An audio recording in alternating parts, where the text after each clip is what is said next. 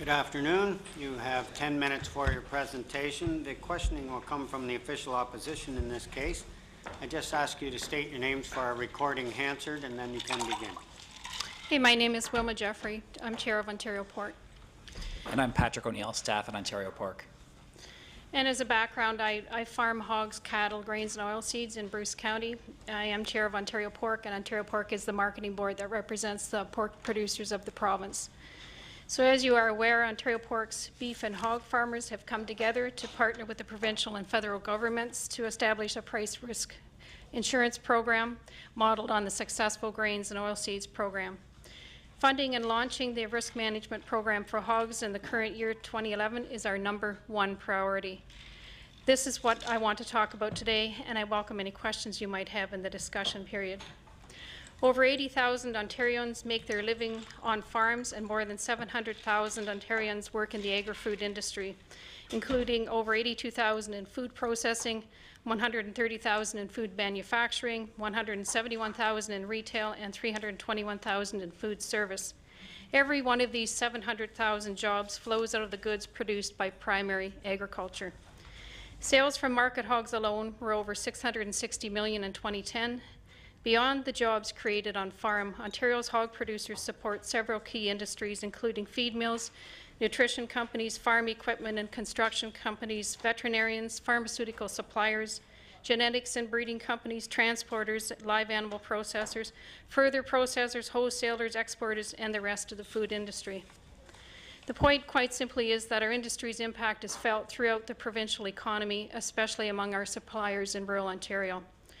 The recent downturn in our industry has already led to underutilizing our rural infrastructure. At least one feed mill has shut down completely. There have been massive layoffs at the Burlington processing plant.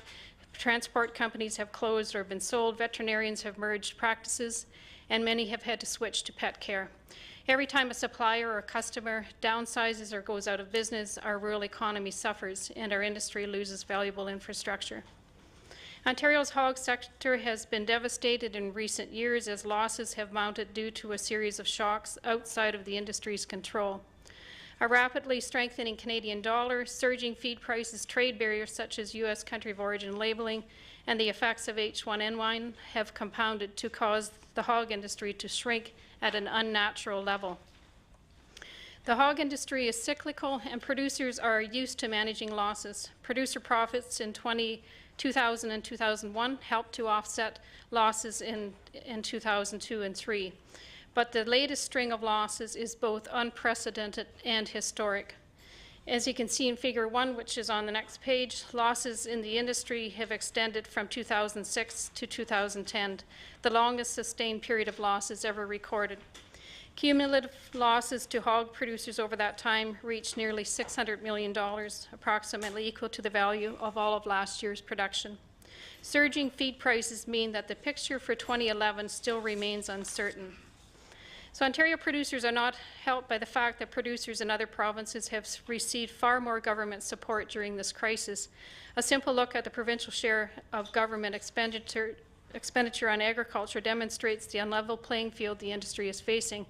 In 2008 and 2009, only 34.6% of the total government expenditure on agriculture in Ontario came from the provincial government. This compares to levels of 60% in Alberta and 67% in Quebec.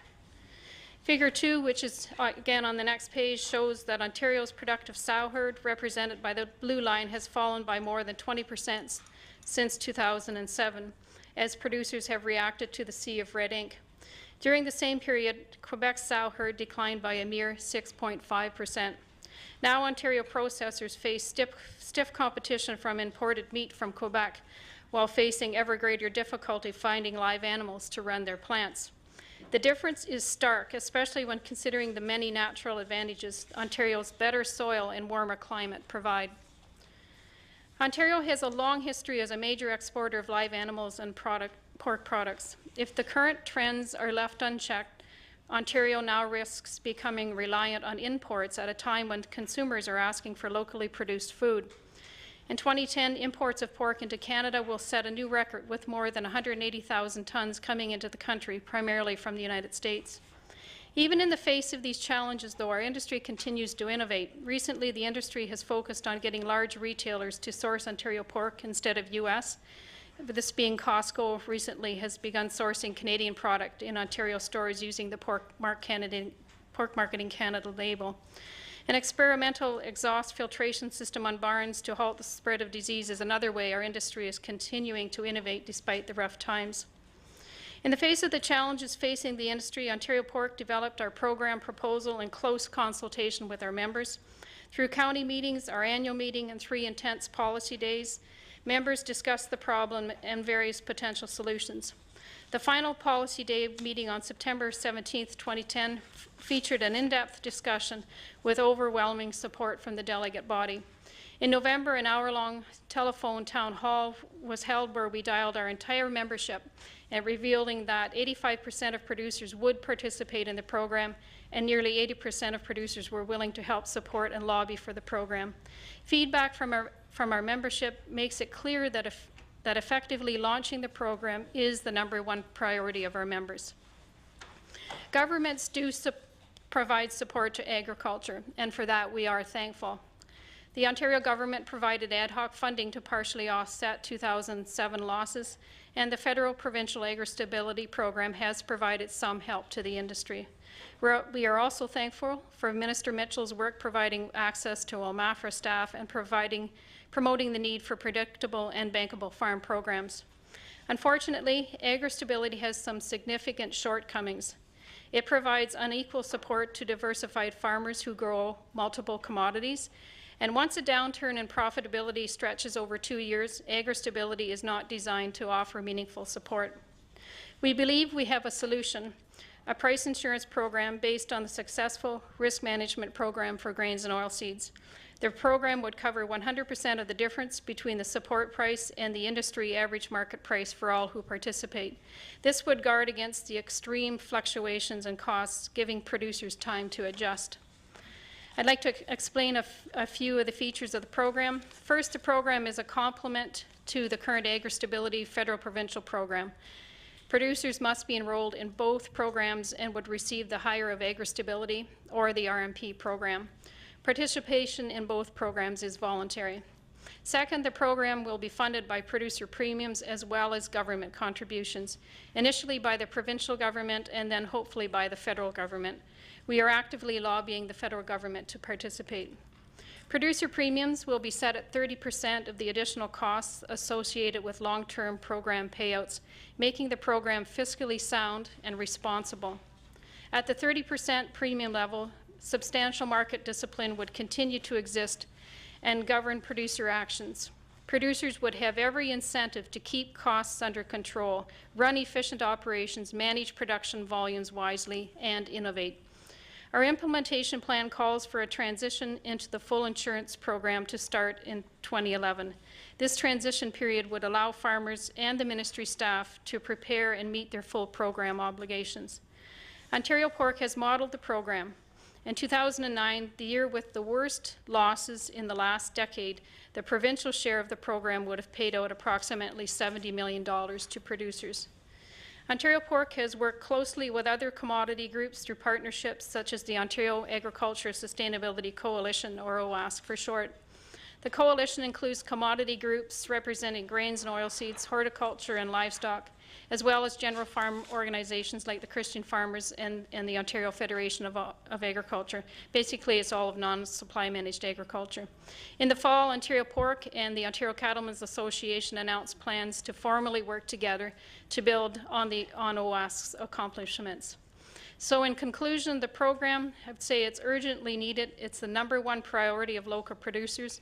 It is affordable and will remove the need for future ad hoc payments. It will stabilize the second largest industry in the province, allowing it to continue to innovate and add value.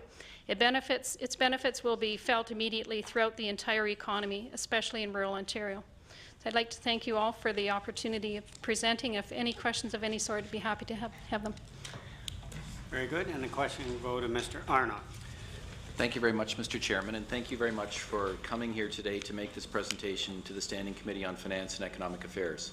I think it's so vitally urgent that issues that you brought forward this afternoon are heard by all of us, especially the government members who are in a position hopefully to advocate for the pork producers in the province of Ontario.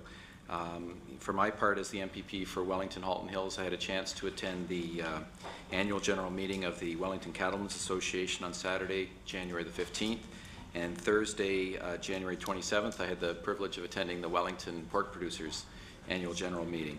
And I know that we're looking forward to hearing from the Ontario Cattlemen's Association, and their brief, I'm sure, will have a lot of similarity to the points that you've made. And I should tell you that I'm sure there'll be questions from other parties, but the way we're doing it, we're going in rotation, so it is our turn to respond to what you've said. And for my part, again, I would restate what I've said at these two meetings in my riding. I'm in total support of the government bringing forward the risk management program that you have been advocating for some years now, some months and some years, and I know that it was the Minister of Agriculture and Food that actually challenged farm organizations and commodity organizations to come forward with a proposal. You've done your homework, you've brought it forward to the government. I realize that the federal government has yet to make a commitment, and I would certainly add my voice to your request to the federal government to make a commitment, as you've said, but certainly there is a realistic and practical suggestion that you brought forward to encourage the provincial government to get started and to take the producer contribution and take the traditional contribution that the provincial government would normally make, 40% of the total cost of the program from upper senior levels of government, and get it started and get it rolling, and then put further pressure on the federal government. So thank you very, very much for your presentation. The question that I have is based on something that I heard at the Wellington Pork Producers meeting, and it was Mike Petkovic, who is the current president of our association, had indicated the number of pork producers who have actually left the industry in the last 3 or 4 years for Wellington County.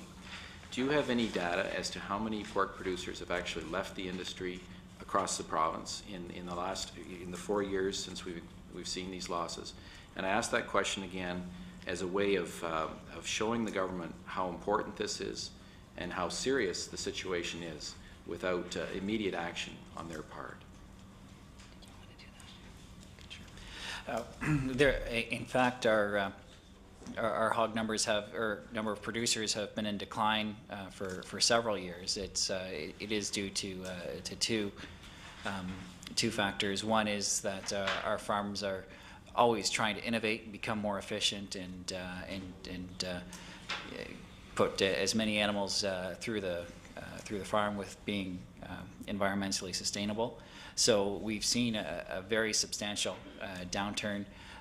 Don't have the immediate numbers to compare from 2005 to today.